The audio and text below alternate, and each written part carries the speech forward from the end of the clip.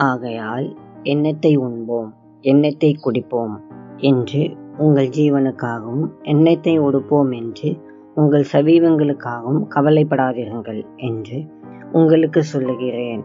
ஆகாரத்தை பார்க்கிலும் ஜீவனும், உடையை பார்க்கிலும் சரீரமும் விசேஷித்தவர்கள் அல்லவா? மத்தேயு 6:25. தேவன் நம்மை படைத்தார், நம்மை காப்பாற்றுகிறார், மேலும் தம்முடைய ஆவியை நமக்குள் வைத்திருக்கின்றார். அவர் நம்முடைய தேவைகளை கவனித்துக் கொள்வார் என்று நாம் நம்ப வேண்டும். கவலைப்பட தேவையில்லை. தேவன் தனிப்பட்ட முறையில் நம் மீதும் நம்முடைய தேவைகள் மீதும் அக்கறை கொள்ளுகின்றார்.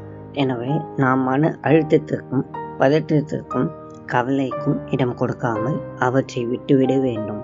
தேவனிடம் ஒப்படைத்து விட வேண்டும். அன்பின் ஆண்டவரே, உமக்கு ஸ்தோத்திரம். கர்த்தாவே, இந்த நல்ல நாளுக்காக உமக்கு நன்றி. ஆண்டவரே, நாங்கள் எதை குறித்தும் கவலைப்படாமல் உம்மில் மகிழ்ந்திருக்க எங்களுக்கு உதவி செய்யும். ஆண்டவரே, இந்த நாளின் தேவைகளை சந்தியும். இயேசுவின் மூலம் ஜெபிக்கிறோம் பிதாவே. ஆமேன்.